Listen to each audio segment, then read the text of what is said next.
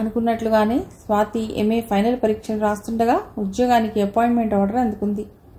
ఈ వార్త కోసమే ఎదురు చూస్తున్నా, ఉద్యోగం వస్తున్నదని ముందుగానే తెలిసినా ఆర్డర్ చేతిలో పడేసరికి కలిగే ఆనందమే వేరు. అమ్మా, నాకు ఉద్యోగం వచ్చిందమ్మా, ఇక మన కష్టాలు గట్టెక్కినట్లేనమ్మా అంది స్వాతి తల్లిని పట్టుకుని ఆనందంతో ఉక్కిరిబిక్కిరి అయిపోతూ. కూతురికి ఉద్యోగం రావటం సంతోషించదగినదే అయినా తమ మూలంగా కూతురి బతుకు ఎక్కడ నిస్సారంగా అయిపోతుందోననే భయం జానకమ్మని నిలువనీయటం లేదు. అలా అని కూతురు ఉత్సాహాన్ని నీరుకార్చలేకపోయింది. కొడుకుని కూతుర్ని తీసుకుని గుడికి వెళ్ళింది. అపాయింట్మెంట్ ఆర్డర్ తీసుకుని జాయిన్ అయ్యేందుకు వెళ్ళింది స్వాతి. నేరుగా చక్రధరం గారి దగ్గరకు వెళ్ళింది. తండ్రి ఉండగా ఏదో పని మీద తరచూ ఆఫీసుకు వస్తూ పోతూ ఉండటం వల్ల అలవాటైన పరిసరాలే కనుక ఏ వెతుకులాట లేకుండా వెళ్ళింది అక్కడికి. స్వాతిని చూడటంతోనే చక్రధరం గారు, రామ్మా స్వాతి, నీకోసమే చూస్తున్నాను, పద డిఎం గారి దగ్గరికి వెళ్ళి జాయినింగ్ రిపోర్ట్ ఇద్దువు గాని అంటూ సీట్లోంచి లేచారు ఆయన. అంకుల్, దారిలో ట్రాఫిక్ జామ్ అయి అరగంట ఆలస్యంగా వచ్చాను, పర్వాలేదా అంది స్వాతి సందేహిస్తున్నట్లు చూస్తూ. మరేం పర్వాలేదమ్మా, అవన్నీ నేను చూసుకుంటాను కదా అన్నారు చక్రధరం అనునయంగా. థ్యాంక్స్ అంకుల్ అంటూ చక్రధరం గారి వెంట నడిచింది స్వాతి. ఇద్దరూ డిఎం క్యాబిన్లోకి అడుగుపెట్టారు. స్వాతి గుడ్ మార్నింగ్ సార్ అంటూ విష్ చేసింది. చక్రధరం గారు మాట్లాడారు. సార్, మన రంగారావు గారి అమ్మాయి స్వాతి అని. ఆయన మాటను పూర్తి చేయనివ్వలేదు డిఎం చంద్రశేఖరం గారు. అయినో ప్లీజ్ బి సీటెడ్. ఏమ్మా, అమ్మగారు కులాసాగా ఉన్నారా అంటూ పరామర్శించారు ఆయన. కులాసాయి సార్ అంటూ స్వాతి చేతిలోని జాయినింగ్ రిపోర్ట్ చంద్రశేఖరం గారి ముందు ఉంచింది. ఆయన దాన్ని అందుకుని సంతకం చేస్తూ, నేను మన ఏఎం గారితో మాట్లాడానమ్మా, నిన్ను పర్సనల్ డిపార్ట్మెంట్లో వేయమని చెప్పాను ఆయనతో అని కళ్ళజోడు తీసి రుమాలతో చక్రధర అద్దుకుంటూ, మీ నాన్నగారు ఇంకా ఆఫీస్కి వచ్చి పోతున్నట్లే ఉందమ్మా నాకు. ఎప్పుడూ చిరునవ్వుతో ప్లెజెంట్గా ఉండేవారు. చీమకైనా అపకారం తలబెట్టని మనిషి. ఆ దేవుడెంత నిర్దయుడు కాకపోతే మీకు ఇంత కష్టం తెచ్చిపెడతాడు అన్నారు ఆయన సానుభూతిగా స్వాతి వంక చూస్తూ. తండ్రి ప్రస్తావన రావటంతోనే స్వాతి కంటి వెంట చెల్లచెల్లా రాలాయి కన్నీళ్లు. అది చూసి, అరెరే ఏంటమ్మా ఇది, నేనేదో ఉండబట్టలేకన్నాను. ఆఫీస్లో జాయిన్ అయిన రోజే ఇలా కంటితడి పెట్టవచ్చా? Be brave my child. నీకే ఇబ్బంది కలిగినా డైరెక్ట్గా నా దగ్గరకు రామ్మా. మీ నాన్నగారు ఎంతో నేను అంతే అనుకో. ఆ పైన చక్రధరం గారు ఉన్నారు, వెళ్ళిరా అమ్మా అన్నారు చంద్రశేఖరం గారు ఆదరంగా చూస్తూ. చక్రధరం గారు ఏడుస్తున్న స్వాతిని పదవి పట్టుకుని ఊరుకోమ్మా అన్నారు నిర్ణయంగా. చక్రధరం గారి వెంట మెల్లిగా అడుగులు వేస్తూ తనకు కేటాయించిన డిపార్ట్మెంట్కు వచ్చింది స్వాతి. తన తండ్రి పనిచేసే సీట్లో వేరెవరో కూర్చుని పనిచేస్తూ ఉండటం చూసింది. ఆ సీటు ముందుకు రాగానే అప్రయత్నంగా స్వాతి కళ్లల్లో నీళ్లు తిరిగాయి. ఎన్ని సాయంత్రాలు స్కూల్ నుండి కాలేజీ నుండి ఇక్కడికి వచ్చి మారాన్ చేసి బజారుకు లాక్కెళ్ళి కావలసినవన్నీ కొనిపించుకునేది తను. ఏమైపోయాయి అందమైన సాయంత్రాలు అనుకుంది స్వాతి. ఆ సెక్షన్లో చాలా మందికి స్వాతి తెలుసు గనక అందరూ స్వాతి వైపు సానుభూతిగా చూశారు. అడుగు కదపలేనట్లుగా అక్కడ ఆగిపోయిన స్వాతిని చూసి, రామ్మ, ఆ పక్క సెక్షన్లోనే నీ సీటు కేటాయించారు. ఇక్కడైతే గతాన్ని గుర్తు చేసుకుని బాధపడతావని నేనే అక్కడ వేయమన్నాను అన్నారు చక్రధరం గారు. ఆ మాటలతో స్పృహలోకి వచ్చిన స్వాతి చక్రధరం గారి వెంట నడిచింది భారంగా. అక్కడ చాలామందితో గతంలో పరిచయం ఉండటం వల్ల ఏ ఇబ్బంది లేకుండా చాలా తొందరగానే వాళ్లలో కలిసిపోయింది స్వాతి. వాళ్లు కూడా రంగారావు గారి మీదున్న అభిమానంతో స్వాతిని ఆదరంగా చూడసాగారు. రంగారావు బతికి ఉన్నప్పుడు వెనక ముందు చూసుకోకుండా ఖర్చు పెట్టిన జానకమ్మ ఇప్పుడు ప్రతి పైసా ఆచితూచి ఖర్చు పెట్టసాగింది. పెళ్లి కోసం స్వాతికి చేయించిన నగలన్నింటినీ దాచి ఉంచి తన నగలను మాత్రం అమ్మివేసి రవి పేరున స్వాతి పేరున చెరిసగం డిపాజిట్ చేసింది. స్వాతికి వచ్చే జీతం నుండి కూడా నెలకి 1000 రూపాయల చొప్పున రికరింగ్ డిపాజిట్ చేసింది. తండ్రి ఉన్నప్పుడు జీతం తెచ్చి ఎలా ఇంట్లో ఇచ్చేవాడో స్వాతి కూడా తన ఖర్చులకు ఉంచుకుని మిగతాది తల్లి చేతిలో పెడుతోంది. ఎప్పుడైనా జానకమ్మ ఖర్చుల వివరాలు చెప్పబోతే, నీకంటే నాకు ఎక్కువ తెలుసా అమ్మా, నాకెందుకు అవన్నీ అంటూ వెళ్ళిపోయేది Swathi. Ravi inter first year పరీక్షలు రాశాడు. సెలవుల్లో 10 రోజులు మాలతి ఇంటికి వెళ్ళి వచ్చాడు. రవితో పాటు చిరంజీవి, మాలతి కూడా విశాఖపట్నం వచ్చారు. వాళ్ళ రాకతో స్వాతిలో ఏదో నూతనోత్సాహం వచ్చినట్లయింది. నలుగురు కలిసి సినిమాలకు, షికార్లకు తిరిగారు. అందరూ కలిసి అరకు పెడదామని ప్లాన్ వేసుకున్నారు. వాళ్లతో పాటు వాసు, శ్రీకాంత్లను కూడా తీసుకువెళ్లారు. అయితే ఖర్చు మొత్తం చిరంజీవే భరించాడు. అలా అయితేనే నేను అరకు వస్తాను, లేకపోతే లేదు అనటంతో స్వాతి ఏం మాట్లాడలేకపోయింది. అరకు నుండి వచ్చిన తర్వాత ఒక రోజంతా విశ్రాంతి తీసుకున్నారు, ఎక్కడికి కదలకుండా. మర్నాడు కూడా పార్కుకు బీచ్కు వెళ్లారు. వాసు, శ్రీకాంత్, రవి ఒక బ్యాచ్గా విడిపోయి బీచ్ అంతా రౌండ్లు కొట్టడానికి వెళ్లారు. స్వాతి, మాలతి, చిరంజీవి కబుర్లు చెప్పుకుంటూ కూర్చున్నారు. అయితే ఎంతో ఉత్సాహంగా మాట్లాడుతున్న స్వాతి సడన్గా సైలెంట్ అయిపోయింది. కన్నుల పండుగగా కనిపిస్తున్న మాలతి, చిరంజీవుల జంటను చూస్తూ ఉంటే సూర్యలేని వెలితి స్వాతిని బాధించసాగింది. అంతవరకు ఉత్సాహంగా ఉన్న స్వాతి అలా ముగనొమ్ము పట్టినట్లు కూర్చోవటం గమనించిన చిరంజీవి విషయం అర్థమైనట్లుగా తల పంకించి మాలతికి సైగ చేశాడు, మాట్లాడమన్నట్లుగా. ఏమిటే స్వాతి, ఎందుకలా అయిపోయావు అంది మాలతి. మాలతి పలుకరింపుతో ఈ లోకంలోకి వచ్చిన స్వాతి, ఏం లేదే, ఏమిటి సంగతులు, ఎనీ ప్రోగ్రెస్ అంది లేని నవ్వు తెచ్చుకుంటూ. స్వాతి అలా అడగటంతో సిగ్గుపడినట్లుగా తల వంచుకుని, ఇంకా కన్ఫర్మ్ కాలేదు కానీ అనుమానంగానే ఉంది అంది మాలతి. మరి చెప్పావు కాదే, పార్టీ అడుగుతామని భయమా? చూడండి చిరంజీవి గారు, ఇంత మంచి వార్త నాతో చెప్పకుండా ఈ 4 రోజులు దాచినందుకు దీనికి పనిష్మెంట్ ఇవ్వాలా వద్దా అంది స్వాతి దిగులంతా మర్చిపోయి నవ్వేస్తూ. ఓ ష్యూర్, మీరన్నట్లు గట్టి పనిష్మెంటే ఇవ్వాలి. ఇంట్లో ఖాళీగా ఉండి ఏం చేస్తావు? ఏదైనా కాంపిటేటివ్ ఎగ్జామ్స్ ప్రిపేర్ అవ్వకూడదా అంటే నాతో కాంపిటీషన్ కోసం మరో కొత్త మెంబర్ని తెస్తోంది కదా, ఇవ్వవలసిందే పనిష్మెంట్ అన్నాడు చిరంజీవి. అలాగే ఇద్దరు కానిలేండి, మా స్వాతి అంటుండేది ఎప్పుడు వివాహం విద్యనాశాయ, శోభనం సర్వనాశాయ అని. మీ పుణ్యమా అని అది అక్షరా నిజమైంది నా విషయంలో. అసలు పనిష్మెంట్ ఇస్తే అది నేనే ఇవ్వాలి మీకు అంది మాలతి అల్లరిగా. వాళ్ళిద్దరూ సరదాగా పోట్లాడుకునే తీరు చూసి ముచ్చటగా నవ్వేసింది స్వాతి, స్నేహితురాలి బుగ్గ మీద చిన్న దెబ్బ వేస్తూ. మాలతి, చిరంజీవి సరదాగా కబుర్లు చెప్పుకుంటూ ఉంటే వింటూ ఇప్పుడు సూర్య ఉంటే ఎంత బాగుండను అనే ఆలోచన రావటంతో తిరిగి స్తబ్దుగా మారిపోయింది స్వాతి. ఓ 2 నిమిషాలు ఏమీ అనకుండా అలాగే స్వాతిని చూస్తుండిపోయారు ఇద్దరు. చివరికి ఆలోచనలు చెదరగొడుతూ, స్వాతి గారు, ఇందాక నుండి చూస్తున్నాను, మాతో కబుర్లు చెప్తూనే అలా తదేక దీక్షగా సముద్రం వైపు చూస్తుంటారు. ఏముంది వింత అందులో? నా మట్టుకు నాకు పట్టుమని 10 నిమిషాలు కూడా అటు చూడాలనిపించదు. చల్లని వాతావరణాన్ని ఎంజాయ్ చేస్తూ పిడత కింద పప్పు తింటూ ఇలా సరదాగా కబుర్లు చెప్పుకోవాలనిపిస్తుంది అన్నాడు చిరంజీవి. చిరంజీవి మాటలతో ఈ లోకంలోకి వచ్చిన స్వాతి నవ్వేస్తూ, నాకు కూడా మీరు చెప్పినవన్నీ ఇష్టమేనండి, దాంతోపాటు ఇలా చూడటం కూడా చాలా ఇష్టం. ఎంతసేపు చూసినా తనివి తీరదు నాకు. నిమిషం ఒడ్డుకొచ్చి ఆగిపోయే కెరటాలు చెలియలి కట్టను దాటలేమని, తమ ప్రయత్నం వ్యర్థమని తెలిసి కూడా మళ్ళీ మళ్ళీ క్రమబద్ధంగా వస్తూనే ఉంటాయి. మానవ జీవితం కూడా అంతే కదా. మనిషి ఎన్నో అనుకుంటాడు, కొన్ని అసాధ్యాలని తెలిసి కూడా ఆశపడుతుంటాడు. ఇదిగో ఇలా సముద్రంలోని అలల్లా ఆగిపోతుంటాడు నిస్సహాయంగా అంది స్వాతి వేదాంతిలా. మనిషి జీవితానికి సముద్రపు అలలకు దగ్గర పోలికలున్నాయని ఎంత సింబాలిక్గా చెప్పారు స్వాతి. అయితే మీ మాటలతో నేను పూర్తిగా ఏకీభవించలేను. ఎందుకంటే ఎప్పటికప్పుడు ఎన్ని అవాంతరాలు ఎదురైనా నిత్యం ఏదో సాధించాలని మనిషి ఆరాటపడుతూనే ఉంటాడు. ఆ అలల్లా ఆ ఆశ లేకపోతే మనిషి మనుగడకు అర్థమే లేదు. ఈనాటి మానవుడు ఆటవిక దశ నుండి ఇంత నాగరికంగా ఎదగటానికి కారణం ఆ ఆశే కదా. ఎదురు దెబ్బలు తిన్నప్పుడు నిరాశ చెందకుండా గెలవాలనే పట్టుదలను పెంచుకోవాలని ఆ కిరటాలు చెప్తున్నాయి మనకు అన్నాడు చిరంజీవి. చిరంజీవి ఏం మాట్లాడినా ఎదుటివారితో ఏకీభవిస్తున్నట్లు కనిపిస్తూనే తాను చెప్పవలసింది చెప్పేస్తాడు. లెక్చరర్గా ఎందరో విద్యార్థుల సైకాలజీని గమనించే అలవాటున్న చిరంజీవి స్వాతి ఆలోచనలోని నెగిటివ్నెస్ను మెల్లిగా తొలగించే ప్రక్రియను మొదలెట్టాడు. భర్త ఉద్దేశం గమనించిన మాలతి అదంతా వింటూ ఉండిపోయింది.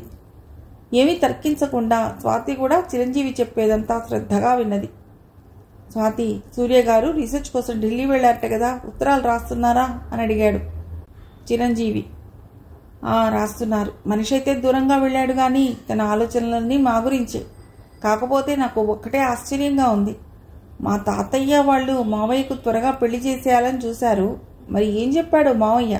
వాళ్ళు పెళ్లి మాటే తెలబెట్టలేదు. మావయ్య వెళ్ళి 10 నెలలు అవుతున్నా అంది స్వాతి. నీకింకా అర్థం కాలేదా స్వాతి? మావయ్య ఎన్నాళ్ళైనా నీకోసం కాచుకుని ఉంటాడని. అలాగే తన తల్లిదండ్రులకు నచ్చజెప్పి ఉండవచ్చు కదా. అసలు నీకెందుకింత ఊగిసలాట అంది మాలతి. ప్లీజ్ మాలతి, నాకే ఊగిసలాటలు లేవు. ఈ టాపిక్ ఇంతటితో వదిలే అంది స్వాతి. మాలతి అడిగిన దానికి సమాధానం చెప్పలేక. స్వాతికి కూడా అనుమానంగానే ఉంది. తను తీసుకున్న నిర్ణయం, ఆలోచించే విధానము తప్పేమోనని. అలా అని సాహసించి సూర్య చెయ్యి అందుకోలేకపోతోంది. రేపు రవి భవిష్యత్తు ఏమవుతుందో అనే ఆలోచనే స్వాతిని అనుక్షణం వేధిస్తుంది. మానసికంగా స్వాతి పడే ఘర్షణ మాలతి, చిరంజీవి గమనించి మౌనంగా ఉండిపోయారు. ఆ రాత్రి నిద్రపోయే ముందు చిరంజీవి అన్నాడు మాలతితో, గమనించావా మాలతి, మన పెళ్ళైన కొత్తలో అసలు పెళ్లి మాటే ఎత్తనిచ్చేది కాదు స్వాతి. అలాగే సూర్య పట్ల ఎంత అభిమానమున్నా తన గూర్చి ఏ ఆలోచన లేనట్లు వ్యవహరించేది. ఇప్పుడు తనకు తెలియకుండానే సూర్య గురించి మాట్లాడుతోంది. సాయంత్రం తన మాటలు విన్నాక నాకేమనిపించిందో తెలుసా? వాళ్ళిద్దరూ కలిసే రోజు అతి త్వరలోనే ఉందని అన్నాడు. అంతకంటే కావాల్సిందేముందండి మనకు? దాన్ని అలా చూస్తుంటే నా గుండె తరుక్కుపోతోంది. తుళ్ళిపడే జలపాతంలా ఉండే స్వాతి ఎంత నిర్లిప్తంగా మారిపోయింది. నాతో ఆంటీ చెప్పారు కదా, మనం ఇక్కడున్న 4 రోజులే అది ఈ మాత్రమైనా నవ్వుతూ మాట్లాడుతుందిట. లేకపోతే ఆఫీస్ లేని సమయమంతా ఏ పుస్తకమో చదువుతూ ఉంటుందిట గాని ఎవరితోనూ ఏమీ మాట్లాడదుట. రవి చదువు విషయంలో మాత్రం ప్రతి నిమిషం శ్రద్ధ తీసుకుంటుందిట అంది మాలతి. రవి కోసమే కదా తను ఇలాంటి నిర్ణయం తీసుకున్నది. అందుకే అంత శ్రద్ధ అతడి చదువు గురించి. అదే సమయంలో ఏదో పోగొట్టుకున్నాననే బాధ తనని లోపలే తినేస్తోంది. ఏదైనా కాలం మాన్పని గాయం, చెయ్యని అద్భుతం లేదు మానవ జీవితంలో. చూద్దాం, మన ప్రయత్నం మనం చేస్తూ తనకి మోరల్ సపోర్ట్ ఇద్దాం. ఇదే స్వాతిలో మార్పుని తెస్తుందని నా ఉద్దేశం అన్నాడు చిరంజీవి. ఆ రోజు సూర్య దగ్గర నుండి వచ్చిన ఉత్తరాన్ని స్వాతి ఎన్నిసార్లు చదువుకుందో లెక్కలేదు. తాను సెలవులకు తాజ్మహల్ చూడటానికి వెళ్లటం, తాజ్ అందాలు, షాజహాన్ ప్రేమ గురించిన భావాలు రాస్తూ చివరలో స్వాతి మనిద్దరం ఒకరినొకరం ఇంతలా కోరుకుంటూ ఎందుకు ఎడబాటుని అనుభవించాలనిపిస్తోంది ఒక్కోసారి నాకు. ఈ వియోగ బాధను భరించలేక నిన్ను చూడకుండానే నా ఈ చిన్న గుండె ఆగిపోతుందేమోనని భయంగా ఉంది స్వాతి. ఇదంతా చదివి నన్ను పిచ్చివాడనుకో, మరేదైనా అనుకో, నీవు లేని నా బతుకు శూన్యంలా ఉంది. దీన్ని కళకళలాడేలా చేసే శక్తి నీ ఒక్కదానికే ఉంది. ఏం చేస్తావో నీ ఇష్టం. స్వాతి, నీకోసమని ఒక పెద్ద తాజ్మహల్ని కొన్నాను. అది నీలం రంగు వెల్వెట్ క్లాత్ అమర్చిన పెట్టెలో ఉంది. ఓపెన్ చేయగానే లోపల లైట్ వెలుగుతుంది. ఆ నీలం రంగు బ్యాక్గ్రౌండ్లో వెలిగిపోతున్న తాజ్మహల్ ఎంతో అద్భుతంగా అనిపించి నీకోసం కొనేశాను వెంటనే. ఉండనా స్వాతి, ఇకపై మన జీవితాన్ని ఏం చేసినా అది నీ చేతుల్లో ఉందని గుర్తుపెట్టుకో అని రాశాడు. ఆ ఉత్తరం పదే పదే చదువుకుంటుంటే స్వాతి కళ్ళు కన్నీటి చిలమలే అయ్యాయి. ఇంతటి అనురాగానికి నేను అర్హురాలినేనా అనుకుంది స్వాతి. సూర్య తన 2 చేతులు సాచి రారమ్మని ఆహ్వానిస్తున్నా ఇంకా ఎందుకు ఇలా నేను వెనక ముందులాడుతున్నాను అనుకుంది స్వాతి. అయితే గతంలో మాదిరి బాధ్యత బాధ్యత అంటూ తన మనస్సును జోకొట్టలేకపోయింది ఈసారి. తన స్నేహితురాలు మాలతి, ఆమె భర్త చిరంజీవి అన్నట్లు తన వ్యర్థం లేని భయాలేనేమో. దేవుడు లాంటి సూర్యని అకారణంగా శంకించి అంది వచ్చిన స్వర్గాన్ని జారవిడుచుకుంటోందా తను అనుకుంది స్వాతి. అయినా ఇంకెంత, గట్టిగా కళ్ళు మూసుకుంటే తమ్ముడి చదువైపోతుంది. అమ్మో, అంతకాలమే నా వల్ల కాదు. రేపే అమ్మతో మాట్లాడాలి అనుకుంది స్వాతి దృఢంగా. అంతవరకు స్వాతి మనస్సు డోలాయమానంగా ఊగినా ఆ నిర్ణయం తీసుకోవటంతో ప్రశాంతత పొందింది. మర్నాడు అన్యమనస్కంగానే ఆఫీసుకు వెళ్ళింది స్వాతి. అందరూ ఏదో హడావుడిగా అటు ఇటు తిరుగుతూ గోలగోలగా మాట్లాడుకుంటూ ఉండటంతో ఏం జరిగిందంటూ వెళ్ళింది అక్కడికి. నీకు తెలుసా స్వాతి, వాసంతి గారు సూసైడ్ చేసుకున్నారట అంది పక్క సీటు గిరిజ. అదేవిటి గిరిజ, వాళ్ళ హస్బెండ్ తను ఎంతో బాగుంటారు కదా, ఎందుకు ఇలా చేసింది వాసంతి? పైగా వాళ్ళిద్దరూ ప్రేమించి పెళ్లి చేసుకున్నారు, ఏమిటి ప్రాబ్లం అంది స్వాతి బాధగా. ఏం హ్యాపీ అని గిరిజ ఏదో చెప్పబోయింది. ఈలోగా ఏమైనా మీ ఆడాళ్లకు తొందరపాటు ఎక్కువ అండి స్వాతి గారు. అయిన దానికి కాని దానికి బ్రహ్మాస్త్రంలా ఆత్మహత్యలు చేసేసుకుంటారు. పాపం ఆ రమణమూర్తి గారు ఎలాగున్నారో ఏమిటో అన్నాడు అదే డిపార్ట్మెంట్లో పనిచేస్తున్న శ్రీనివాసరావు. దాంతో ఒళ్ళు మండిన గిరిజ, మొత్తానికి మీ మగబుద్ధి పోనిచ్చుకున్నారు కాదండి. వాసంతి గారు చనిపోయినందుకు బాధ లేదు కానీ ఆమె చనిపోయాక రమణమూర్తి గారికి ఇబ్బంది కలిగిందని బాధపడుతున్నారు మీరు.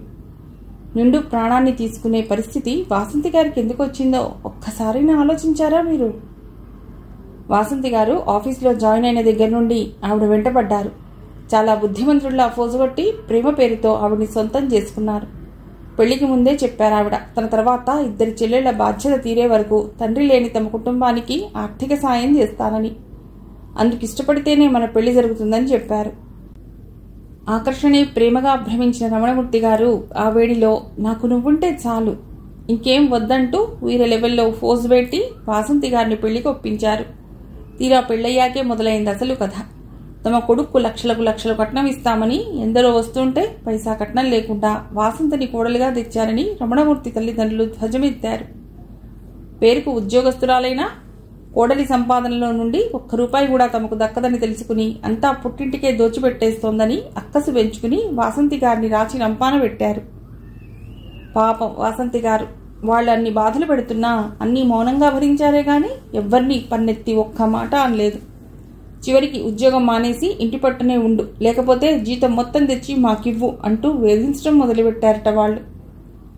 అన్ని ఆదర్శాలు ప్రేమ కబుర్లు వల్లించిన రమణమూర్తి గారు తొలిమోజు తీరిపోవటంతో అమ్మా నాన్న చెప్పినట్లు విని ఉద్యోగం మానేసి నీడపట్టున ఉండి ఇల్లు దిద్దుకో, కావాలంటే 10 20 మీ వాళ్లకు నేను చదువుతాలే అన్నారట ఉదారంగా. చివరికి ఇద్దరు విడిపోయేదాకా వచ్చిందిట పరిస్థితి. నీ వాళ్ల కోసం పండంటి మన సంసారాన్ని కూడా దోస్తావా అంటూ ఎదురుదాడికి దిగటంతో ఏమీ చేయలేక తన మీదే ఆధారపడిన తల్లిని చెల్లెళ్లను నిరాధారంగా నిలబెట్టలేక నలిగిపోయారు వాసంతి గారు. అప్పుడప్పుడు ఇవన్నీ నాతో చెప్పి బాధపడుతూ ఉంటే నాకు చేతనైనంతలో ఓదార్చానే గాని ఇలా చేస్తారని ఊహించలేకపోయాను. క్షణికావేశంలో ఎవరికోసమైతే ఇంతకాలం కష్టపడ్డారో వాళ్లను పూర్తిగా నిరాధారం చేశారు. ఈరోజు ముక్కుపచ్చలారని ఆ పసి పిల్లలిద్దరినీ తల్లి లేని వాళ్ళని చేశారు. చచ్చి ఏం సాధించారు? చచ్చాక కూడా మీ అందరితో మాటలు పట్టం కాకపోతే మాట్లాడితే మీ ఆడాళ్ళు అని తేలిగ్గా తీసి పారేస్తారు. ఇంట బయట గొడ్డులా చాకిరీ చేసే మా అవస్థలు మీకేం తెలుసు? ఆ రమణమూర్తి గారు అంత మూర్ఖంగా ప్రవర్తించి ఉండకపోతే ఆవిడ ఈరోజు ఇలాంటి దుస్సాహసం చేసేవారా? ఆయనకే మగమహారాజు టింగురంగా అంటూ మళ్లీ పెళ్లాడతారు. కానీ ఆ బిడ్డలకు పోయిన తల్లిని తెచ్చివ్వగలరా? అంది గిరిజ ఆవేశంగా శ్రీనివాసరావు వైపు చూస్తూ. దాంతో శ్రీనివాసరావు తగ్గిపోతూ, సారీ అండి, నాకివేం తెలియక తొందరపడి ఆ మాట అన్నాను అంటూ చల్లగా అక్కడి నుంచి జారుకున్నాడు. అదంతా వింటున్న స్వాతి భయంతో బిగుసుకుపోయింది. రేపు నేను పెళ్లి చేసుకున్నా నా పరిస్థితి ఇదే కదా. ఈరోజు ఇంత తీయగా మాట్లాడిన మావయ్య రేపు పరిస్థితులకు తలవంచి తను అలా ప్రవర్తిస్తే నా తమ్ముడి గతేంగాను అనుకుంది. అంతరాంతరాలలో సూర్యం అలాంటి వాడు కాదని అనిపిస్తున్నా చెదురుమదురుగా జరిగే ఇలాంటి సంఘటనలు స్వాతి పెళ్లి చేసుకోవాలనే ఆలోచనను నీరుకార్చేస్తున్నాయి. రాత్రి చేసుకున్న నిర్ణయాలు ఆ సంఘటనతో పటాపంచలయ్యాయి. అందరూ కలిసి ఆఖరిసారిగా వాసంతిని చూడటానికి వెళ్లారు. వాసంతి తల్లి చెల్లెళ్ళు వాసంతి పిల్లల్ని పట్టుకుని గుండెలవిసేలా ఏడుస్తుంటే అందరి కళ్ళు చెమర్చాయి. తన మూర్ఖత్వం ఎంతటి అనర్థానికి దారి తీసిందో చూసిన రమణమూర్తి అపరాధిలా తలదించుకున్నాడు. ఇంత జరిగినా తన మీద ఎలాంటి మత్స రాకుండా నా మరణానికి ఎవరు బాధ్యులు కారంటూ వాసంతి రాసిపెట్టిన ఉత్తరం అతన్ని మరింత అపరాధ భావంతో కుంగిపోయేలా చేసింది. జరిగిందంతా వివరిస్తూ మాలతికి ఉత్తరం రాసింది స్వాతి. చివరిలో, ఇవన్నీ చూస్తున్న కొద్దీ నాకు పెళ్లంటేనే భయం పట్టుకుందే మాలతి. మావయ్య దగ్గర నుండి ఉత్తరం వస్తే మనసు మబ్బుల్లో తేలిపోతున్నట్లుగా ఉంటుంది. ఇలాంటి సంఘటనలు చూశాక మనసంతా చెప్పరాని భయంతో తల్లడిల్లిపోతుంది. మావయ్య అందరిలాంటి వాడు కాదని తెలిసినా ఏదో అవ్యక్త ఆందోళన నన్ను కట్టిపడి వేస్తోంది. ఇలాంటి సమయంలో నీవు దగ్గరుంటే ఎంత బాగుండును, కానీ అది సాధ్యం కాదు కదా. ఇంతకీ నన్నేం చేయమంటావో చెప్పవే. సరే, పాప ఎలా ఉంది? బాగా అల్లరి చేస్తోందా? వెంటనే ఉత్తరం రాయి, నీ జాబు కోసం ఎదురు చూస్తూ ఉంటాను అని రాసింది. చిరంజీవి కాలేజీ నుండి వచ్చేసరికి స్వాతి రాసిన ఉత్తరం పట్టుకుని దిగాలి పడిపోయి కూర్చుంది మాలతి. అది చూసిన చిరంజీవి, ఏమిటి స్వాతి దగ్గర నుండి ఉత్తరం వచ్చిందా? ఏముంది అందులో అలా పెట్టా మొహం అని అడిగాడు. మాలతి మాట్లాడకుండా ఉత్తరం చిరంజీవి చేతిలో పెట్టి కాఫీ తెచ్చేందుకు వంటింట్లోకి వెళ్ళింది. భార్య కాఫీ తెచ్చేసరికి ఉత్తరం చదవటం ముగించి తిరిగిస్తూ, నీ ఫ్రెండ్కి ఏమైనా వేపకాయంత వెర్రి ఉందేమిటి మాలతి? ప్రతి చిన్న సమస్యని భూతద్దంలో నుండి చూసి బాధపడుతుంది. ఎవరికో ఏదో జరిగిందని లేనిపోనివన్నీ ఊహించుకొని తనకి అలాగే జరుగుతుందేమోనని బాధపడటంలో ఏమైనా అర్థం ఉందా చెప్పు. ఓ పక్క తనే అంటుంది, మామయ్య అలాంటి వాడు కాదని నాకు తెలుసు అంటూ. మరి ఈ అర్థం లేని భయాలెందుకు? నిరాధారమైన అపోహలతో సంశయాలతో బంగారం లాంటి జీవితాన్ని పాడు చేసుకుంటోంది. తాను బాధపడుతూ అందరినీ బాధ పెడుతోంది. తన సంగతి సరే, నీకేమైంది? పెళ్లి కాకముందు ఎంతో షార్ప్గా ఉండేదానివి. ఏ విషయాన్నైనా చక్కగా విశ్లేషిస్తూ మాట్లాడేదానివి. నీ బుర్రకు బూజు పట్టేసిందా ఏమిటి? నీ ఫ్రెండ్ సరే అయోమయంలో పడిపోయింది. నీ తెలివితేటలు కూడా అటకెక్కించేశావా? తన కొలీగ్ పెళ్లి చావు కలిగించిన బాధని కాదనను నేను. వాళ్ళు ఆ ఆఫీసులో చేరే వరకు అపరిచితులు. ప్రేమో ఆకర్షణో తొందరపాటో వాళ్ళిద్దరూ ఒకటే. చివరికి కథ విశాంతంగా ముగిసిపోయింది. కానీ మన సూర్యగారు అలా కాదే. నక్కకి నాగలోకానికి ఉన్న వ్యత్యాసం ఉంది ఇద్దరికి. గుర్రాన్ని గాడిదను ఒకే గాడుకు కట్టేస్తానంటోంది మీ స్వాతి. న్యాయమేనా ఇది? చిన్నప్పటి నుండి ఒకరి గూర్చి ఒకరికి సంపూర్ణంగా తెలుసు. స్వాతి గారి కోసం, స్వాతి వాన కోసం ఎదురు చూసే ముత్యపు చిప్పలా ఏళ్ల తరబడి కాచుకుని కూర్చున్నాడాయన. తన గూర్చి స్వాతి ఇంత తక్కువగా ఆలోచిస్తోందన్న సంగతి తెలిస్తే భరించగలడా సూర్య? అన్నాడు చిరంజీవి కోపంగా. నిజమే, మావయ్యకి సంగతి తెలిస్తే చాలా బాధపడతారు అంది మాలతి. పడతారనంటూనే నువ్వు నీ ఫ్రెండ్లా ఇలా మీనమేషాలు లెక్క పెడుతూ కూర్చోండి. ప్రాణం విసిగిన ఆయన ఇప్పుడు ఢిల్లీ దాకా పారిపోయాడు. ఆ పైన చెప్పా పెట్టకుండా ఇంకెక్కడికైనా పోతాడు. అప్పుడు కుదురుతుంది తిక్క అన్నాడదే కోపంతో చిరంజీవి. అయితే ఇప్పుడు నన్నేం చేయమంటారండి? అంది మాలతి సహాయంగా చూస్తూ. ఇంతలో కింద నుండి, అమ్మాయి మాలతి, పాప గుగ్గబెట్టి ఏడుస్తోంది, వినిపించడం లేదా? ఏం చేస్తున్నావు అక్కడ? అంటూ కింద నుండి అత్తగారి పిలుపు వినిపించడంతో ఆ చర్చకు అంతటితో స్వస్తి చెప్పి కిందకు పరుగు తీసింది మాలతి. ఆ రాత్రి ఇద్దరూ కూర్చుని చిరంజీవి సూర్యకి, మాలతి స్వాతికి ఉత్తరాలు రాశారు. స్వాతికి మాలతి రాసిన ఉత్తరం నిండా చిరంజీవి అన్న మాటల సారాంశం రాస్తూ మెత్తమెత్తగా చీవాట్లు వేసింది స్నేహితురాలికి. అంతకుముందు సూర్య రాసిన ఉత్తరం స్వాతిలో ఎంత సంచలనాన్ని రేపిందో వివరిస్తూ, ఇకపై రాసే ఉత్తరాల్లో కూడా మరింత సన్నిహితత్వాన్ని కలిగిస్తూ హృదయానికి హత్తుకునేలా ఉత్తరాలు రాస్తూ ఉండవని, తరచూ ఫోన్లు చేస్తూ స్వాతి మనసులో అకారణంగా రేగిన అపోహలను తొలగించమని, అలా చేస్తే తప్ప స్వాతి పెళ్లికి సుముఖత చూపదని రాశాడు చిరంజీవి. సూర్య చిరంజీవి సూచనలను తూచా తప్పకుండా అమలు చేశాడు. మాలతి రాసిన ఉత్తరం స్వాతిలో ఏ కదలిగా తీసుకురాకపోయినా నిత్యం సూర్య నుండి అందే ఉత్తరాలు ఎంతో ఉత్తేజాన్ని, నూతనోత్సాహాన్ని కలిగించాయి. రోజులు ఒకదాని వెంట ఒకటి దొర్లిపోతున్నాయి. రవి ఇంటర్ 92% మార్కులతో పాస్ అవ్వడమే కాదు, షార్ట్ టర్మ్లోనే మంచి ర్యాంక్ సంపాదించి ఆంధ్ర మెడికల్ కాలేజీలో జాయిన్ అయిపోయాడు. రవికి సీట్ రావడంతో తన శ్రమకి తగిన ఫలితం దక్కినట్లుగా సంతోషపడిపోయింది స్వాతి. సూర్య అభినందిస్తూ ఉత్తరం రాశాడు. రవికి వయసుతో పాటు లోకజ్ఞానము పెరిగింది. తన కోసమే అక్క పెళ్లి మానుకుని అలా ఉండిపోయిందని అర్థం చేసుకున్న రవి మనస్సు అపరాధ భావంతో కుంగిపోయింది. అక్కనే కోరుకుంటున్న మావయ్య అక్క మాట కాదనలేక అసలు పెళ్లి ఆలోచనే విరమించుకున్నాడని, అందుకే రీసెర్చ్ పేరుతో తమందరికీ దూరంగా వెళ్లిపోయాడని గ్రహించాడు. అయితే వాళ్ళిద్దరినీ కలిపేందుకు రవికి వయస్సు, అనుభవము చాలలేదు. దాని ప్రభావంగా రవి చాలా డిప్రెషన్కి లోనయ్యాడు. చదువులో ఏకాగ్రత లోపించింది. ఫలితంగా మొదటి సంవత్సరంలో ఎనాటమీలో ఫెయిల్ అయి ఇంట్లో కూర్చుండిపోయాడు. రవి ఇలా పరీక్ష తప్పి డీలా పడి ఇంట్లో కూర్చోవడంతో స్వాతికి కాళ్ళు చేతులు ఆడలేదు. ఏట్రా ఇలా చేశావు అని అడిగిన స్వాతికి మౌనమే సమాధానంగా మిన్నకుండిపోయాడు రవి. తన కష్టము, త్యాగము ఇలా వృధా అయిపోయినందుకు కుమిలి కుమిలి ఏడ్చింది స్వాతి. విషయమంతా ఉత్తరం రాసింది వివరిస్తూ మాలతికి. ఆ ఉత్తరం చదివిన మాలతి దాన్ని చిరంజీవికి అందిస్తూ, చూసారా రవి ఏం చేశాడో? ఇన్నాళ్ల స్వాతి కష్టాన్ని బూడిదలో పోసిన పన్నీరు చేశాడు. ఎనాటమీ తప్పాట అంది బాధగా. ఎందుకు ప్రతి చిన్నదాన్ని నువ్వు నీ స్నేహితురాలు భూతద్దంలో నుండి చూస్తూ ఏదో జరగరానిది జరిగినట్లు అంత హైరాణ పడిపోతారు? అసలు ఎప్పుడు బాగా చదివే రవి ఇప్పుడు ఎందుకు తప్పాడని ఒక్కసారి రవి వైపు నుండి ఆలోచించనే ఇద్దరు. ముందతని ప్రాబ్లం ఏమిటో తెలుసుకుంటే సరిపోతుంది. వాణ్ణి ఇక్కడికి పంపించమని చెప్పు స్వాతికి అన్నాడు. మాలతి స్వాతికి ఫోన్ చేసింది. ఇద్దరూ మాట్లాడి రవిని తమ దగ్గరికి పంపించేలా స్వాతిని ఒప్పించారు. రవి వచ్చిన తర్వాత 2 రోజులు ఏ విషయం కదపకుండా సరదాగా గడిపారు. ఆ రోజు ఆదివారం కాస్త తీరిక కావడంతో చిరంజీవి రవిని చేరదీసి బుజ్జగిస్తున్నట్టు మాట్లాడి రవి తప్పడానికి కారణం రాబట్టడానికి ప్రయత్నించాడు. ఏదో సమయంలో ఆ ప్రశ్న వస్తుందని ఎదురు చూస్తున్న రవి సమాధానం చెప్దామని ప్రయత్నించాడు. కానీ తన్నుకొస్తున్న దుఃఖం అతడి గొంతును దాటి మాటను పైకి రానివ్వలేదు. ఏ రవి, ఏమిటది చిన్నపిల్లవాడిలా? పరీక్ష తప్పినందుకు నేనేం తప్పుపట్టడం లేదు. నేను కారణం ఏమిటో అర్థం కాక అడిగానంతే అంటూ వెన్నునిమిరాడు చిరంజీవి. అది కాదు బావగారు, నా మూలంగానే కదా అక్క తన జీవితాన్ని ఇలా ఎడారిలా చేసుకుంది. లేకపోతే మాలతక్కల అక్క కూడా పెళ్లి చేసుకుని హాయిగా ఉండేది. పాపం మావయ్య ఇదంతా భరించలేకే కదా ఉన్న ఉద్యోగం వదిలి దూరంగా వెళ్ళిపోయాడు.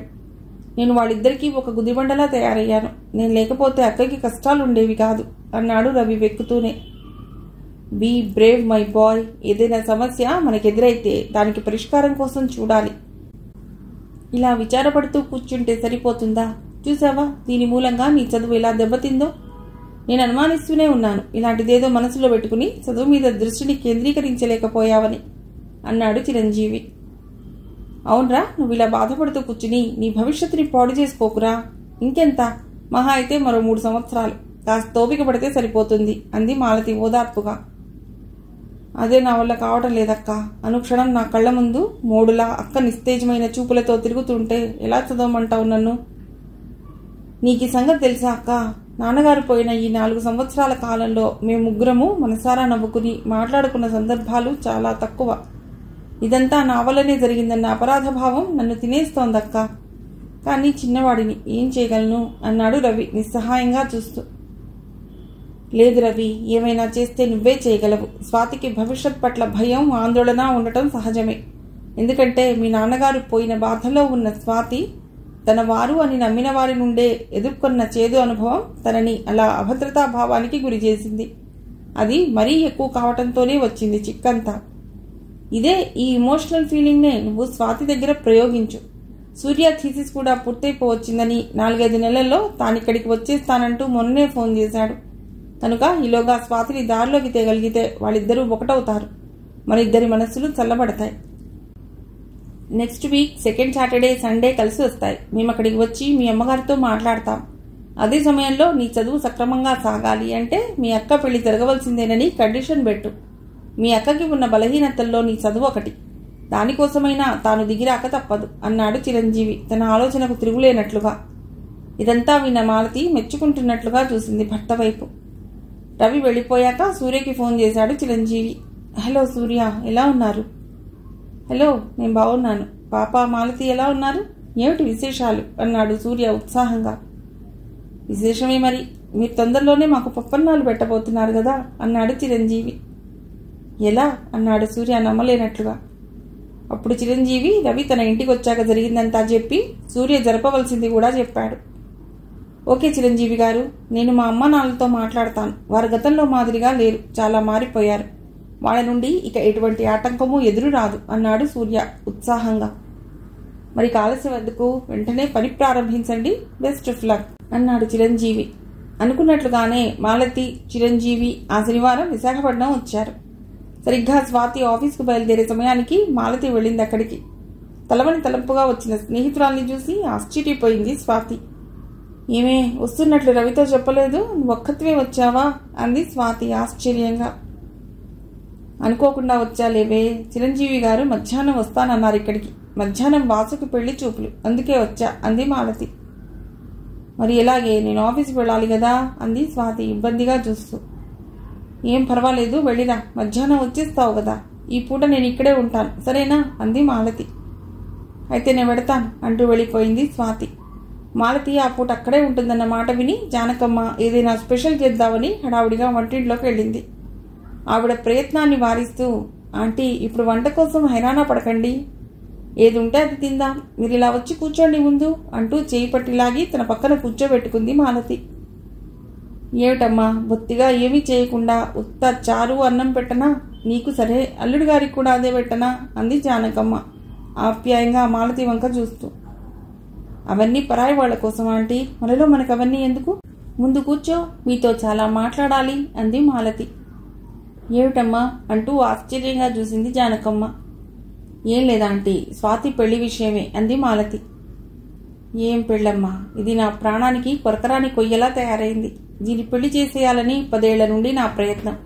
తర్వాత మీ అంకుల్ పోవటంతో దాని పెళ్లి అర్థాంతరంగా ఆగిపోయిందని నేను ఏడుస్తూ ఉంటే అదే ఉందో తెలుసా? అసలు నాకు సూర్యమావయ్య అంటే ఇష్టమే లేదు. అందుకే ఇన్నాళ్ళు పెళ్లి వాయిదా వేస్తూ వచ్చాను అంది. వాడు చూస్తే దీన్ని తప్ప ఎవ్వరినీ చేసుకోనని కూర్చున్నాడు. మా పిన్ని బాబాయిలకు ముఖం చూపలేక ఇదిగో ఇలా ఏడుస్తున్నాను అంది జానకమ్మ కళ్ళు ఒత్తుకుంటూ. చాలా పొరపాటు పడ్డారా ఆంటీ?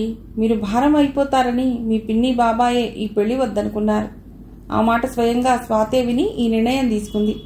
ఇది విని మీరెక్కడ బాధపడతారోనని అదంతా దాచిపెట్టి నిందంతా తన మీద వేసుకుని ఆశ్చర్యంగా అన్నీ మౌనంగా భరిస్తోంది. అసలు విషయం చెప్పింది మాలతి. ఏమిటమ్మా నువ్వనేది? పిన్ని బాబాయికి పెళ్లి ఇష్టం లేదా? మరి సూర్య అంది. సూర్య మావయ్యని అనుకుంటే మనకే పాపం చుట్టుకుంటుందా ఆంటీ? తల్లిదండ్రులను ఒప్పించలేక, స్వాతి బాధపడటం చూడలేక ఇక్కడి నుంచి వెళ్ళిపోయాడు మావయ్య. అక్కడికి మేమంతా చాలా చెప్పి చూసాం, కానీ ఆత్మాభిమానం గల స్వాతి ఎవరి మాట వినిపించుకోలేదు. అయ్యో, ఎంత పని జరిగింది! అనవసరంగా బిడ్డను ఆడిపోసుకున్నానే అంది జానకమ్మ కన్నీళ్లతో. అయితే అప్పట్లో రవికి ఇవన్నీ అర్థం చేసుకునేంత పరిజ్ఞానం లేదు. ఇప్పుడు తన కోసం స్వాతి చేస్తున్న త్యాగాన్ని తట్టుకోలేకపోతున్నాడు. అందుకే సరిగ్గా చదవలేక ఈ సంవత్సరం పరీక్ష తప్పాడు. ఏటమ్మా ఇదంతా? ఈ కొంపకి ఏదో శనిపట్టినట్టుందే. ఇవన్నీ మీకు తెలిసి కూడా ఒక్క మాటైనా నాతో అన్నారు కాదు అంది జానకమ్మ నిష్ఠూరంగా. చెప్పి ప్రయోజనం ఏముందా ఆంటీ? మిమ్మల్ని బాధలకు ఇంకా గురి చేయటం తప్ప. కానీ ఇప్పుడు రవి పరిస్థితి చూశాక చెప్పక తప్పటం లేదు. స్వాతి పెళ్లి చేసుకోకపోతే రవి చదువు ఆపేస్తానంటున్నాడు. తను పెళ్లి చేసుకుంటే రవి చదువు కోసం వేలకు వేలు పుస్తకాలు, ఫీజులు అయ్యే ఖర్చు ఎవరి భరిస్తారు అంటోంది స్వాతి అంది మాలతి. డబ్బు గుర్చైతే ఇక మీదట ఆలోచించవలసిన పని లేదమ్మా. అంకుల్ అంత సంపాదిస్తున్నా ఒక్క రూపాయి కూడా వెనకేయలేక ఎన్ని అవస్థలు పడ్డాం. అంకుల్ పోయాక అదో పెద్ద గుణపాఠమైంది నాకు. అందుకే నా నగలన్నీ అమ్మేసి ఇద్దరికి ఇచ్చరి సగం ఫిక్స్డ్ డిపాజిట్ చేశాను. అది వచ్చే సంవత్సరానికి చెరో 50,000 అవుతుంది. ఇదిగాక స్వాతికి ఉద్యోగం వచ్చిన దగ్గర నుండి నెలకు 1,000 రూపాయల చొప్పున రికరింగ్ డిపాజిట్లో వేశాను. ఇవి చాలావా అమ్మ రవి చదువుకు? ఇప్పటికే చాలా ఆలస్యం జరిగిపోయింది. దానికి ఇష్టం లేదనుకున్నానే కానీ డబ్బు కొరత వలన ఇలా జరిగిందని నాకు ఇంతవరకు తెలియదు. అంతకీ చాలకపోతే సూర్య ఉన్నాడు. స్వాతి సాయం చేస్తానంటే వాడు ఎన్నటికీ వద్దనడు. సూర్యది ఎంత పెద్ద మనస్సో తెలుసా మాలతి? స్వాతికి కూడా తెలియకుండా దానికి ఉద్యోగం రాకముందు నా చేతికి 30,000 రూపాయలు ఇచ్చాడు ఇంటి ఖర్చులకు ఉంచమని. మా కోసమని ఇంతకాలం చేతికందిన స్వర్గాన్ని వదిలిపెట్టింది నా కూతురు. ఇక మీదట అలా జరగనివ్వను అంది జానకమ్మ. ఆవిడ మాటలు వినటంతోనే మాలతి కూడా, ఇంకెందుకు ఆంటీ ఆలస్యం? మీ అల్లుడు గారు చెప్పినట్లుగానే సాయంత్రం రవి స్వాతిని నీలేస్తాడు. మీకు ఇదంతా ఏం తెలియనట్లే అప్పుడే వింటున్నట్లు కథ రక్తి కట్టించి స్వాతిని దారిలోకి తేండి. తాతయ్య వాళ్ళ నుండి కూడా ఇక మీదట ఏ సమస్య ఉండదని సూర్యమావయ్య చెప్పారు అంది స్వాతి ఉత్సాహంగా. మధ్యాహ్నం ఆఫీస్ నుండి వచ్చిన కూతుర్ని కొత్త వ్యక్తిని చూసినట్లు చూసింది జానకమ్మ. తమ కోసం కష్టపడుతున్న కూతుర్ని చూస్తే ఆవిడ మనస్సు ద్రవించిపోతోంది. అవేమీ తెలియని స్వాతికి తల్లి ప్రవర్తన విచిత్రం అనిపించింది. ఆ రాత్రి భోజనాలయ్యాక, అక్క నీతో మాట్లాడాలి అన్నాడు రవి సీరియస్గా చూస్తూ. ఏమిట్రా ఇవాళ కొత్తగా పర్మిషన్ అడుగుతున్నావు? ఏమిటి సంగతి అంది స్వాతి. ఏం లేదక్క, నేను చదువు మానేద్దాం అనుకుంటున్నాను అన్నాడు తల వంచుకుని. ఏమిట్రా నువ్వనేది? మతుండే మాట్లాడుతున్నావా అంది స్వాతి కోపంగా. అవునక్క, ఇలాగే కొన్నాళ్ళు ఉంటే నువ్వన్నట్లు నా మతి పూర్తిగా పోయేటట్లుంది. నా మూలంగానే కదా నువ్వు పెళ్లి చేసుకోకుండా ఇలా ఉండిపోయింది. ఎందుకక్క ఇంత త్యాగం చేశావు? నేను ఇది భరించలేకపోతున్నాను. అసలు ఇప్పుడు పరీక్ష ఎందుకు తప్పానో తెలుసా? అనుక్షణం ఓ ప్రశ్నార్థకలా నీ భవిష్యత్తు నా కళ్ళ ముందు కనిపిస్తుంటే నా భవిష్యత్తుకు పునాదిలా వేసుకోగలను చెప్పు అన్నాడు రవి బాధగా. ఏట్రా ఏమైంది నీకు ఇవాళ? త్యాగం, భవిష్యత్తు అంటూ చాలా పెద్ద పెద్ద మాటలు మాట్లాడుతున్నావు. ఎక్కడ నేర్చావురా ఇవన్నీ అంది స్వాతి కళ్ళు పెద్దవి చేసి తమ్ముడి వంక ఆశ్చర్యంగా చూస్తూ. ఇలాంటివి ఒకరు నేర్పితే వచ్చేవి కాదక్క. జీవితంలో ఎదురయ్యే అనుభవాలే మనకు పాఠాలు నేర్పుతాయి. ఇన్ని మాటలు ఎందుకు? నువ్వు ఇలా మూడులా మిగిలిపోతే నిన్ను చూస్తూ నేను చదువు కొనసాగించలేను అన్నాడు రవి మొండిగా. ఒరేయ్, ఏం మాట్లాడుతున్నావో తెలుస్తోందా నీకు అసలు? అమ్మా చూడమ్మా వీడేమంటున్నాడు. ఏరా రవి, నీకోసం నేను ఎప్పుడైనా జీవితాన్ని త్యాగం చేశానని చెప్పానుట్రా. అయినా అసలు ఇందులో త్యాగం ఏముందిరా? నాన్నగారి ఆశ నిన్ను డాక్టర్ చేయాలని, మనిద్దరం కలిసి ఆయన కోరికని తీరుస్తున్నాం అంతే అంది స్వాతి అన్వయంగా. వద్దక్క, ఇది ఇంకేం చెప్పకు, నాకన్నీ తెలుసు. నాన్నగారి కోరిక తీర్చడం కోసమని నువ్వు ఇలా ఉండిపోనక్కర్లేదు. నాన్నగారు నన్ను డాక్టర్ని చేయాలనే కాదు, సూర్యమావయ్యని పెళ్లి చేసుకుని నువ్వు కళకళలాడుతూ తిరగాలని కోరుకోలేదా? నాకు బతుకునివ్వడం కోసం నీ బతుకుని ఎడారి చేసుకుంటానంటే నేను చూస్తూ ఊరుకోలేను అన్నాడు రవి. ఎందుకురా ఇలా మాట్లాడుతున్నావు ఈరోజు? నువ్వు ఫెయిల్ అయ్యావని నేను తిట్టాను, నీ కోపం వచ్చి ఇలా అంటున్నావు కదూ. పోన్లేరా, ఏదో ఉండబట్టలేక నా శ్రమంతా బూడిదలో పోసిన పన్నీర్ అయిందని ఒక్క మాట అన్నందుకు నువ్వు ఇలా అనటం ఏమైనా బాగుందా? అదే నిజమైతే ఇంకెప్పుడు ఏవి అనన్రా అంది స్వాతి కళ్ళ నీళ్లతో తమ్ముడి వైపు తల్లి వైపు మార్చి మార్చి చూస్తూ. కాదక్క, నువ్వు తిట్టినందుకు నాకే బాధ లేదు. పరీక్ష పోతే నాన్నగారు ఉండి ఉంటే ఆయన మాత్రం తిట్టరా ఏమిటి? నువ్వు ఇలా పెళ్లి చేసుకోకుండా ఉండిపోతే ఇక మీదట ఏది ఏమైనా నేను చదువు కొనసాగించలేనక్క అన్నాడు రవి స్థిరంగా. ఒరే, ఒక్క మాట అడుగుతాను, నిజం చెప్పు. మొన్న గుంటూరు వెళ్ళినప్పుడు మాలతక్క ఇవన్నీ నూరిపోసి నీ మనస్సును చెడగొట్టింది కదూ, దానికి ఎంతసేపు నా పెళ్లిగోలే అంది స్వాతి విసుగ్గా. ఎందుకక్క అనవసరంగా మాలతక్కని తిడతావు?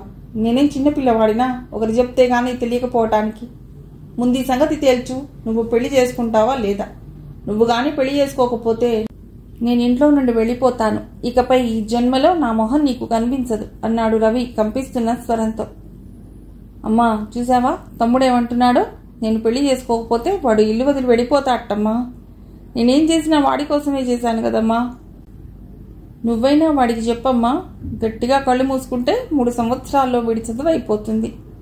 ఇంతా చేసి మధ్యలో వదిలేస్తే ఈయనగాచి నక్కల పాలైనట్లు ఇదంతా వృధాయే కదమ్మా.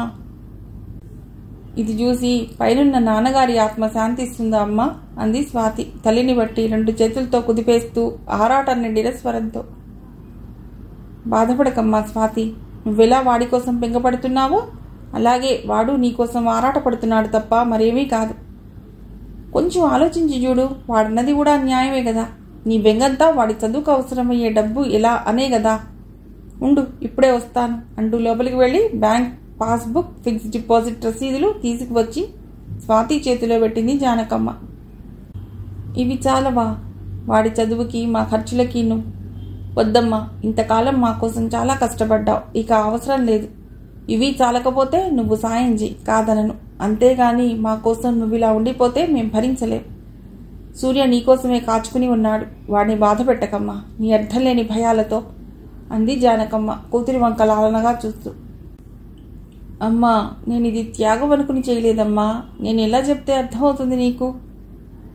అసలు ఇదంతా ఆ పైన చెప్పలేనట్లు చేతుల్లో మొహం దాచుకుంది స్వాతి.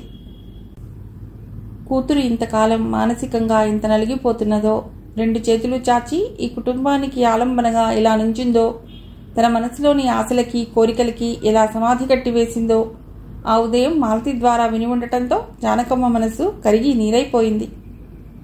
ఊరుకోమ్మా, నువ్వేం చెప్పకు, నాకన్నీ తెలుసు. ఎందుకే పిచ్చిదానా నీ మనసు నా దగ్గర దాచి ఇంత చిత్రవధ అనుభవించావు అంది జానకమ్మ ఓదార్పుగా స్వాతిని పదవి పట్టుకుని గుండెలకు హత్తుకుంటూ. వెంటనే రవి స్వాతి ముందు మోకాళ్ల మీద కూర్చుంటూ, ఏడవకక్క, నువ్వేడిస్తే నేను భరించలేను. నేనెప్పుడు నిన్ను తప్పుగా అనుకోలేదు. నా బాధంతా నువ్విలా నా కోసం మిగిలిపోకూడదని. నా మాట వినక్క అన్నాడు స్వాతి ఒడిలో తలదూర్చి. ఆ మాటలతో కరిగిపోయిన స్వాతి ఏడ్చేస్తూ రవిని పొదవి పట్టుకుని, నీ ఇష్టమమ్మా, మామయ్యతో మాట్లాడి ముహూర్తాలు పెట్టించు అంది తల్లి మీద తమ్ముడి మీద చెరో చెయ్యి ఉంచి. తల్లి ముందు చూపు స్వాతికి ఎంతో నిశ్చింత కలిగించింది. అందుకే మనస్ఫూర్తిగా పెళ్లి కొప్పుకుంది. సమస్య ఇంత సులభంగా పరిష్కారమైనందుకు రవి జానకమ్మల ముఖాలు ఆనందంతో వెలిగిపోయాయి. వెంటనే జానకమ్మ లేచి సూర్యకి ఫోన్ చేసింది. ఒరే తమ్ముడు, స్వాతి పెళ్లి కొప్పుకుందిరా, తొందరగా వచ్చి అమ్మా నాన్నలతో మాట్లాడరా అంది ఆనందోద్వేగాలతో. నిజమా అక్క? ఏది స్వాతి ఉందా? ఒకసారి ఫోన్ ఇవ్వు అన్నాడు సూర్య తాను కూడా ఆనందంతో ఉక్కిరిబిక్కిరి అవుతూ. ఉందిరా అంటూ స్వాతికి ఫోన్ ఇచ్చి రవికి సైగ చేసింది. ఇద్దరూ అక్కడి నుంచి వెళ్ళిపోయారు. హలో మావయ్య అంది స్వాతి గొంతు పెగిల్చుకుని. ఏయ్ పెంకి పిల్ల, ఏం చేస్తున్నావు? ఇంత మంచి కబురు నువ్వు చెప్పకుండా అక్కతో చెప్పిస్తావా? నీ పని చెప్తానుండు అన్నాడు. ఏం చెప్తావేం అంది స్వాతి కళ్ళు తుడుచుకుంటూ పొంగి పొరలే సంతోషంతో. ఏం చేస్తానా, ఈ రాత్రంతా ఫోన్లో నీతో కబుర్లు చెప్తూ ఉండిపోతాను అన్నాడు సూర్య. అంత పని చేయకు, ఫోన్ బిల్లు నేనే కట్టాలి అంది స్వాతి అల్లరిగా. ఈ శుభ సమయంలో నీకేం కావాలో చెప్పు, తెస్తాను అన్నాడు సూర్య. నాకేం వద్దు మామయ్య, నాకు నువ్వే కావాలి. ఈ జన్మకిది చాలు, తొందరగా వచ్చి అంది స్వాతి ఆర్తిగా. స్వాతి ఫోన్లో మాట్లాడుతుండగా జానకమ్మతో చెప్పి మాలతి దగ్గరకు పరుగులో వెళ్ళాడు రవి. అక్క సక్సెస్, గ్రాండ్ సక్సెస్, స్వాతక్క పెళ్లి కొప్పుకుంది అంటూ మాలతిని పట్టుకుని గిరగిరా తిప్పేశాడు రవి. ఎంత మంచి వార్త చెప్పావురా రవి, ఈ వార్త కోసమే ఎన్నాళ్ల నుండో ఎదురు చూస్తున్నా నేను. స్నేహితురాలుగా నేను సాధించలేనిది చిన్నవాడివైనా నీవు సాధించావురా అంటూ మాలతి సంబరపడిపోతూ రవి నుదుటి మీద ముద్దు పెట్టుకుంది ప్రేమగా. రవి గొంతు విని బెడ్రూమ్లో నుండి హాల్లోకి వచ్చిన చిరంజీవి, ఏమిటి ఆనందం మీ ఇద్దరి సొంతమేనా, నాకేం లేదా అన్నాడు ఇద్దరి వంకా చూస్తూ. ఇదంతా మీ కృషి ఫలితమే కదా బావగారు, సూత్రధారులు మీరైతే పాత్రధారులం మేము. ఇందులో పంచేదేముంది, మొత్తం మీదే. చాలా థ్యాంక్స్ బావగారు అన్నాడు రవి ఉద్వేగంగా. ఉత్త థ్యాంక్సేనా లేక తీపి తినిపించడం ఏమైనా ఉందా అన్నాడు చిరంజీవి అల్లరిగా. ఓ అదెంత పని బావగారు, చిటికలో వెళ్ళి తీసుకొస్తానుండండి అన్నాడు రవి ఉత్సాహంగా. ఊరికే సరదాగా అన్నాను లేవోయ్, నీ మాటే 10 రకాల స్వీట్స్ తిన్నంత కమ్మగా ఉంది అంటూ చిరంజీవి టైం చూస్తూ, మాలతి టైం ఎంతో కాలేదు కదా, మనం కూడా వెళ్ళి స్వాతిని అభినందించి వద్దామా అన్నాడు. ఉత్త చేతులతో కాదు, ఏదైనా స్వీట్ తీసుకెళ్లి సెలబ్రేట్ చేసుకుందాం అంది మాలతి. అయితే నేను వెళ్ళి స్వీట్ తీసుకొస్తాను అన్నాడు చిరంజీవి. దీనికోసం మీరు వెళ్ళాలా బావగారు, వాసు అన్నయ్య నేను వెళ్ళి తీసుకొస్తాం అన్నాడు రవి. స్వాతి పెళ్లికి ఒప్పుకుందన్న వార్త విని ఇందిరమ్మ విశ్వనాథన్లు తమ సంతోషాన్ని వ్యక్తం చేశారు. స్వీట్స్ తెచ్చాక ముగ్గురు కలిసి స్వాతి దగ్గరకు వచ్చారు. మాలతి స్వాతిని చుట్టంతోనే 2 చేతులు చాచింది ప్రేమగా. స్వాతి రివ్వున వచ్చి మాలతి చేతుల్లో వాలిపోయి వెక్కి వెక్కి ఏడ్చింది. అది ఆనందమో దుఃఖమో తెలియనట్లు. ఏ మొద్దు, నీ జీవితంలో ఏడ్చే అధ్యాయం ముగిసిపోయింది, ఇక మీదట అంతా ఆనందపర్వమే, అన్నీ మర్చిపోయి హాయిగా నవ్వవే బాబు అంటూ స్వాతి చెంపలపై జారిన కన్నీటిని తన పవిట కొంగుతో అద్ది తాను తెచ్చిన స్వీట్ స్వాతి నోటికి అందించింది మాలతి. తాను సగం తిని మిగతా సగం మాలతి నోట్లో పెడుతూ, కష్టమైన సుఖమైన మనిద్దరికీ ఎప్పుడు 50-50 గదే అంటూ నవ్వింది స్వాతి. వాళ్ళ అనుబంధాన్ని ముచ్చటగా చూస్తుండిపోయారు చిరంజీవి, రవి, జానకమ్మ. కథ సుఖాంతం.